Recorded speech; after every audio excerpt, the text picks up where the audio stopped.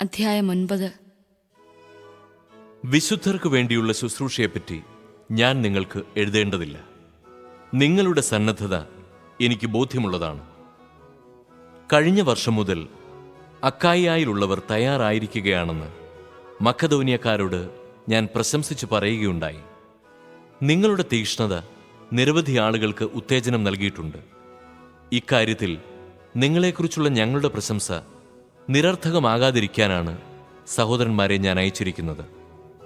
ഞാൻ പറഞ്ഞിരുന്നതുപോലെ നിങ്ങൾ തയ്യാറായിരിക്കണം. അല്ലെങ്കിൽ മക്കദോനിയക്കാർ ആരെങ്കിലും എൻ്റെ കൂടെ വരികയും നിങ്ങളെ ഒരുക്കമില്ലാത്തവരായി കാണുകയും ചെയ്താൽ നിങ്ങളുടെ കാര്യം പോകട്ടെ, ഇത്രമാത്രം വിശ്വാസം നിങ്ങളിൽ അർപ്പിച്ചതിന് ഞങ്ങൾ അപമാനിതരാകും. അതിനാൽ എനിക്ക് മുമ്പേ നിങ്ങളുടെ അടുത്ത് വന്ന് നിങ്ങൾ വാഗ്ദാനം ചെയ്ത ഉദാരമായ സംഭാവന മുൻകൂട്ടി സജ്ജമാക്കാൻ സഹോദരന്മാരെ പ്രേരിപ്പിക്കുക ആവശ്യമാണെന്ന് ഞാൻ കരുതി. അങ്ങനെ ആ സംഭാവന ഞങ്ങളുടെ നിർബന്ധം മൂലമല്ല, നിങ്ങളുടെ സന്മനസ്സുകൊണ്ടാണ് ശേഖരിച്ചതെന്ന് വ്യക്തമാകട്ടെ. സത്യമിതാണ്, അല്പം വിതയ്ക്കുന്നവൻ അല്പം മാത്രം കൊയ്യും, ധാരാളം വിതയ്ക്കുന്നവൻ ധാരാളം കൊയ്യും. ഓരോരുത്തരും സ്വന്തം തീരുമാനമനുസരിച്ച് വേണം പ്രവർത്തിക്കാൻ. വൈമനസ്യത്തോടെയോ നിർബന്ധത്തിന് കീഴ്വഴങ്ങിയോ ആകരുത്. സന്തോഷപൂർവ്വം നൽകുന്നവനെയാണ് ദൈവം സ്നേഹിക്കുന്നത്.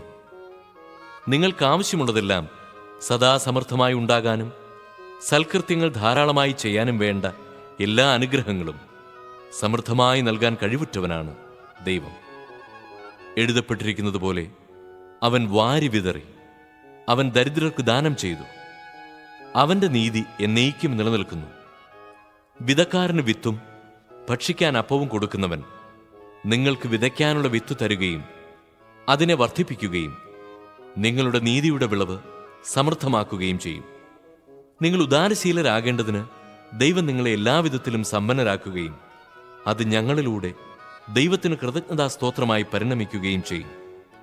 എന്തെന്നാൽ സേവനത്തിൻ്റെ ഈ ശുശ്രൂഷ വിശുദ്ധരുടെ ആവശ്യങ്ങൾ നിറവേറ്റുക മാത്രമല്ല, ദൈവത്തിനർപ്പിക്കുന്ന നിരവധി കൃതജ്ഞതാസ്തോത്രങ്ങളിലൂടെ കരകവിഞ്ഞൊഴുകുക കൂടി ചെയ്യുന്നു. ക്രിസ്തുവിൻ്റെ സുവിശേഷം ശിരസാ വഹിക്കുന്നതിനുള്ള നിങ്ങളുടെ വിധേയത്വം വഴിയും അവരോടും മറ്റെല്ലാവരോടും നിങ്ങൾക്കുള്ള കൂട്ടായ്മയുടെ ഔദാര്യം വഴിയും നിങ്ങളുടെ ശുശ്രൂഷയെപ്പറ്റി ബോധ്യപ്പെട്ട് അവർ ദൈവത്തെ സ്തുതിക്കും. മാത്രമല്ല, നിങ്ങളിൽ മികച്ചു നിൽക്കുന്ന ദൈവകൃപ നിമിത്തം അവർ നിങ്ങളെ കാണാൻ ആഗ്രഹിക്കുകയും നിങ്ങൾക്ക് വേണ്ടി പ്രാർത്ഥിക്കുകയും ചെയ്യും. അവർണ്ണനീയമായ ദാനത്തിന് ദൈവത്തിന് സ്തുതി.